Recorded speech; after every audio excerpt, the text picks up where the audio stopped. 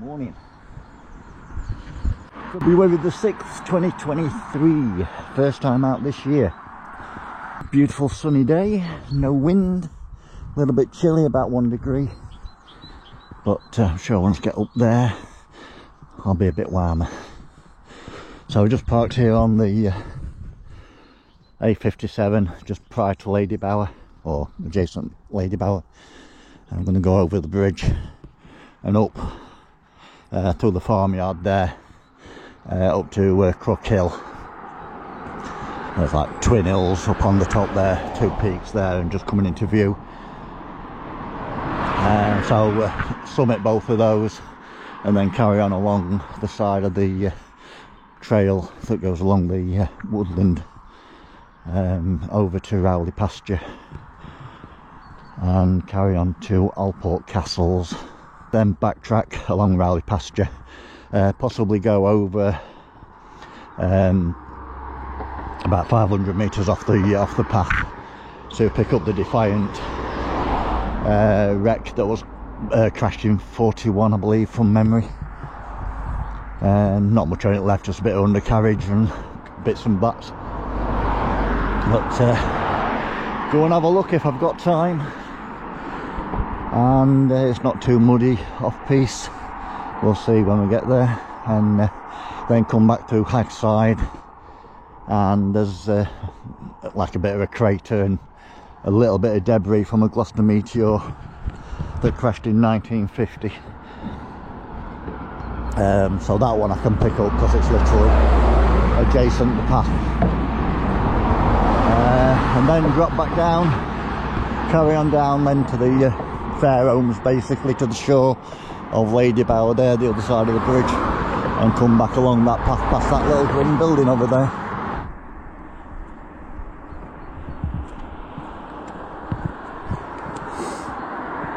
It's all nice and still and very reflective. I guess it's not quite to full capacity because that's the shoreline. So it could come up another couple of feet. It would have been at that when the plug holes were overflowing a couple of weeks ago. Obviously it's just dropped a little since then. So this is the A57 that carries on there to the Snake Pass. Takes you up over to Glossop and via the summit where the Pennine Way crosses. So we're going up there, over the top, and then we're going to come back along that path there. Is the planned mission. But there you got Derwentage on that side, Whiston-Lee Tor, up yons, and takes you up onto Derwentage itself. We'll be able to see all that from up on the top of there. So across the road and head up to Crook Hill Farm, just on last bit of farm section, and then just up onto that. Just about to summit Crook Hill, or the first plateau of Crook Hill.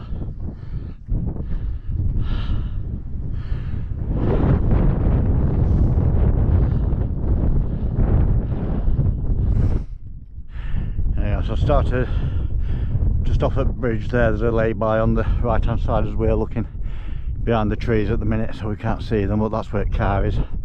So I've just come up over this farmland and up here. So that's the first summit of Crook Hill. Then there's the second one. I've got to drop down and back up over to that, and then that's the altitude all gained, and just drop down from there and up that path there, over Rowley Pasture to Alport Castle. But you've got Horsestone and over round to Outer Edge, which you can just sort of see kicking over the top, Rocking Stones and everything. Outer Edge, Marjorie Hill, that drops you down here to Lost Lad, back to Trig on Derwentage, then across Derwentage, Salt Cellar, Dovestone Tor, I think, Wheelstones, Herkling Stones, I think, on that rock outcrop, but Whiston-Lee Tor. That puts you over onto Stanage on the background there, Bamford Edge in the front. This is obviously Lady Bower, below me. Up onto Win Hill. So over there you've got Luce Hill and Mamtor, Baylor Edale. So you've got Kinder Scout, Grislow Knoll, Crookston Knoll, Jaggers Clough, Jacob's Ladder, and that's over there. Rushup Edge, Brown Knoll.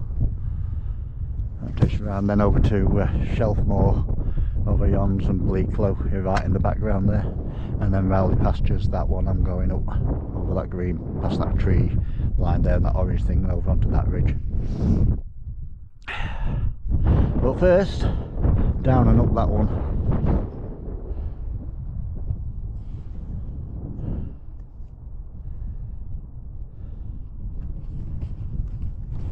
So yeah, so just drop down here now, drop onto that path, up onto there, down the other side, along that wall, effectively, and over onto that dark path what goes over that farmland. There's a fair bit of livestock knocking about. Ethel and second summit of Crook Hill. So just drop off here now, so just go over there and then drop down to the side of that wall and go from there. Just find the track down. When I got to the first summit, I think it was about a mile, and I'm just at 2, so down, up, down and around brings me to here at the 2 mile marker.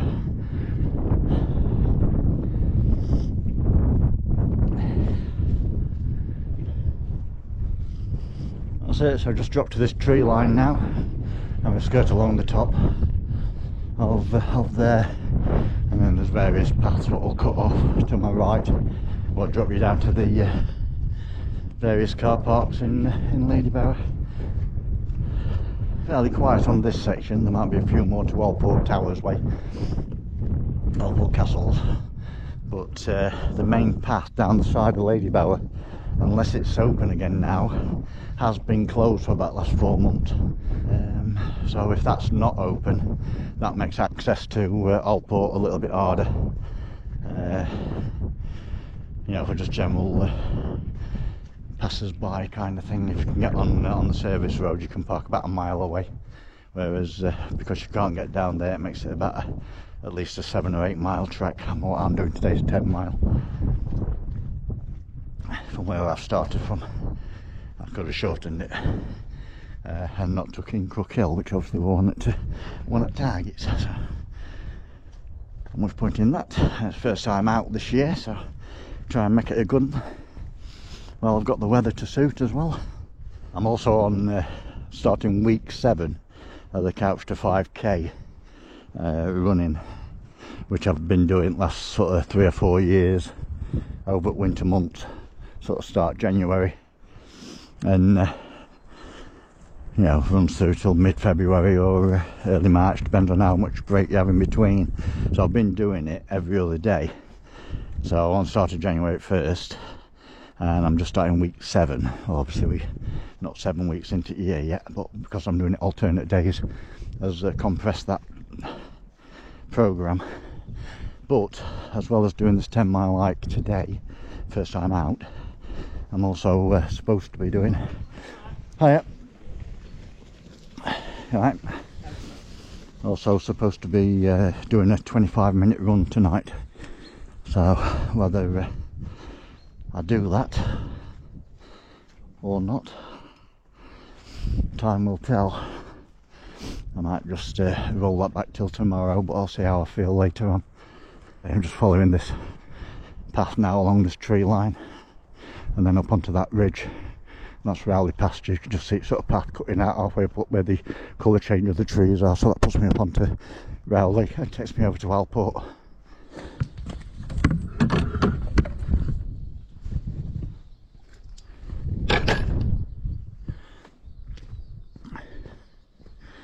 That's it, so that path there, if you go down there or come up there, it drops you straight at the first pay and display car park as you're coming into Ladybower. As you turn off the A57, you come down, it's like I think the second cattle grid, the first one right at the very entrance, and then just over you go over the second cattle grid, opposite where Derwent Village is. Obviously you can't see that at the moment because it's underwater, but But yeah, the first paint display car park on your left is directly at the bottom of that track. So that's like one way up here. Right, that's the end of that wooded section. So that's the return leg down there. So up to that stile, over another field, and then we're on to access land. Crook Hill, the two summits of Crook Hill, over there, the other side of that green field basically, and Wall over yonder, they're the two summits. So that's where I sort of came up to, follow that tree line around, and now we're on Rowley pasture, which is just this grassy path over to Alport Castles. Well, that's as far as I'm going. You can carry on, there is a trig point about another mile or so further on. Usually a bog fest to get to that one, but I've not been for several years to that. So you've got A57 Snake Pass, meanders through the valley. There's a bit of a weir there, sort of farm. I presume it's still lived in, but it does look a bit derelict. But then you walk up that path there and into a plateau up yonder. There's another shooting cabin, but that's locked. That is actually active shooting cabin, so it's not an open for a cup of tea place. It's just there. There's about 9 or 10 relatively local cabins, only 2 of which I know to be open. One's Oyster Clough, which is the other side of that tree line, and the other one's Ronxley Moor, and the rest are either locked up or concreted up, no longer in use.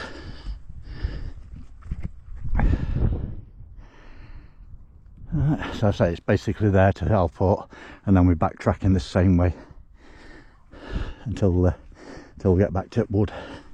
Sort of on the summit-ish. The Defiant is over the top of that nib, a little bit still on Rowley pasture, and Alport Castles just coming into view. 5 miles.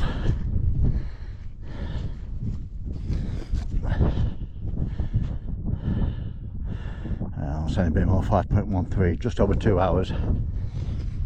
And we're just coming up to Alport Castles in a couple of metres, a couple of 100 metres. And there she is.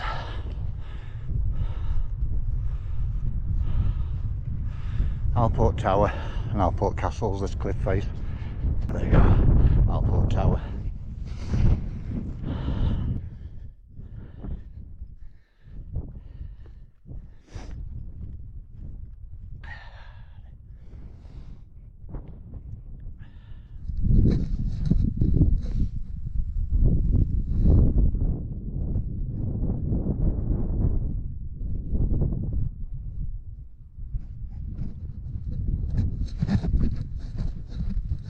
Alport Towers, Alport Castles,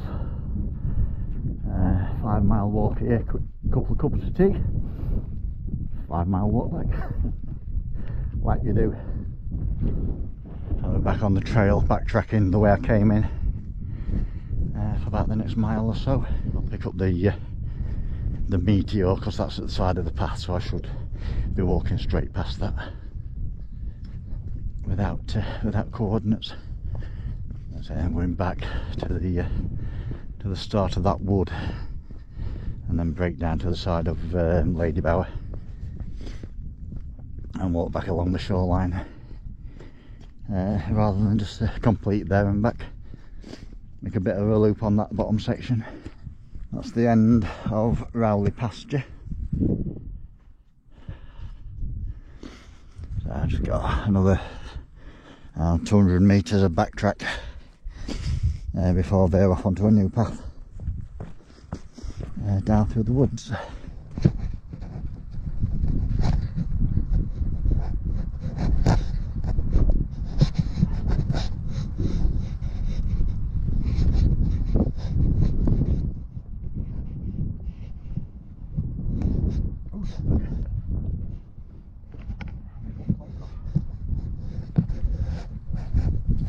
That's it now on the descent So finished Valley Pasture, just walking into Hag's Side, and we came in from that way this morning. We're going down that way into the woods,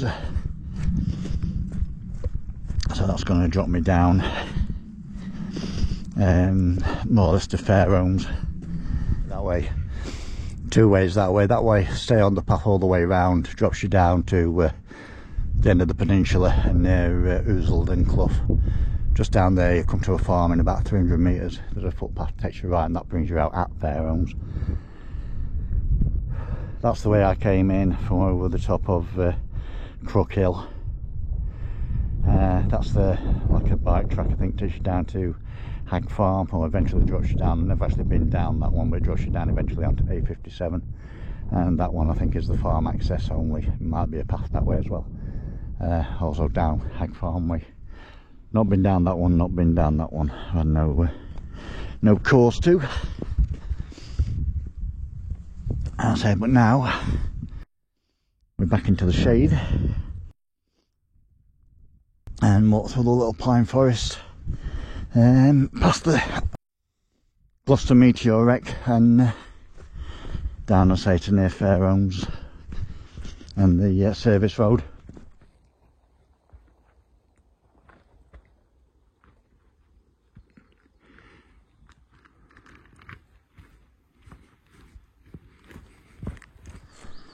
And that ditch there is looking promising, and it is indeed.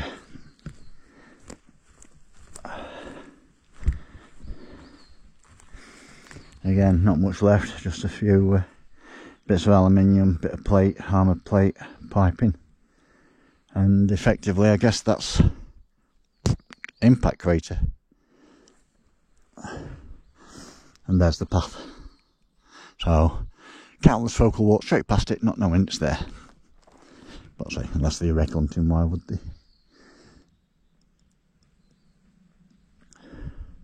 Gloucester Meteor, I think from memory 1950 it crashed. So 73 years. Then little bits of stuff have been faffing about.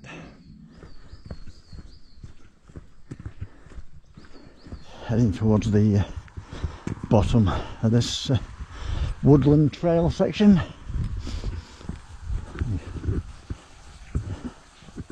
Car park's just down there, so we're just above Fairhomes, back towards the A57. So this should intersect the service road within the next minute. A bit like that. And then I can either walk up the road itself, which is a bit boring, so I'll drop down to the shore and follow that trail. I'm trying to stay out of mud, but find a bit of water to rinse my tread off between now and back at car. So that's the free car park, and there's another one just below that before you get to Fairhomes, which is pay and display. So I've just got to try and there's a path down there, which is what I'm trying to intercept when I can find a way down sensibly without fighting through all this crap. I say, I could stay on here all the way back, but I'll go down to the shoreline as best I can. A bit quieter away from the road, not that it's that busy at the minute, but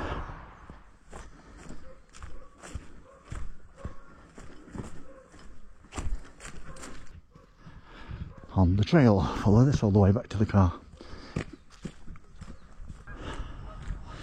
The valve house.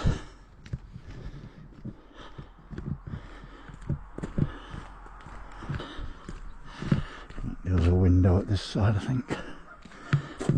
Been a while. Nah, it's all locked off.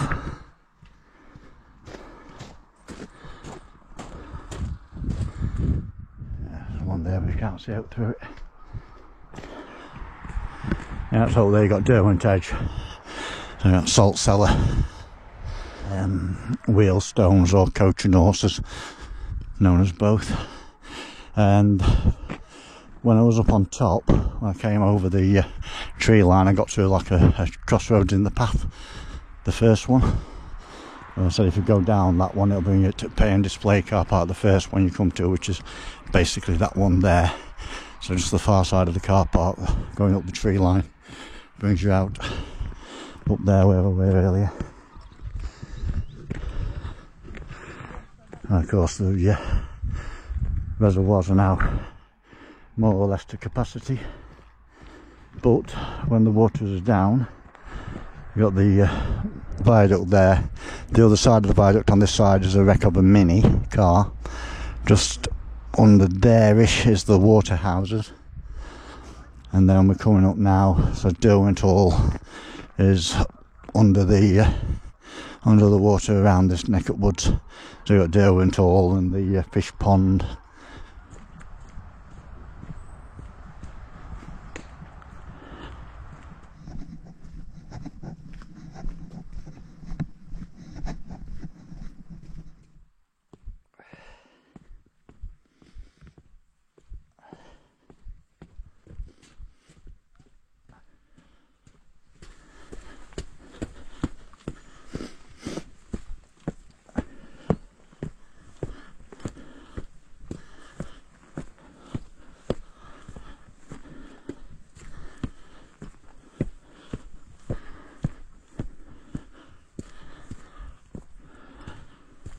There's the A57.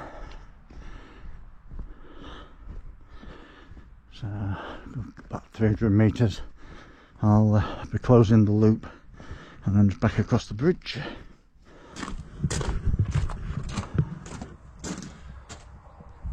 Could see through that one time. There, right. Close the windows off. Bit of a blower. That's the same style of building that's underwater.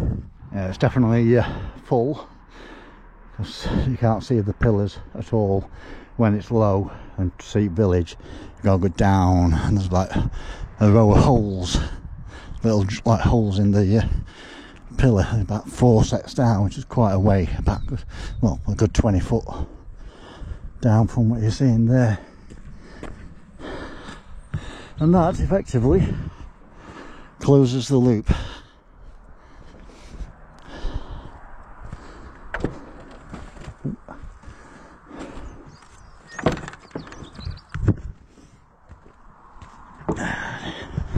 I came in here and footpath there where I went up this morning, so that loops that. So it's just a backtrack now across the bridge and across the road and back to the car. In low water, this is Ashopton Village. Ruins down there, not quite so extensive as Derwent Village over that way, a mile, 2 miles, but there are still like foundations at pub, I think, and stuff like that. Don't see them very often. And there we was back. So the watch is saying 10.69 miles. The GPS is saying 10.9 miles. Ooh. Be rude not to make it 11. There you go, 11 miles exactly in 4 hours 27 minutes.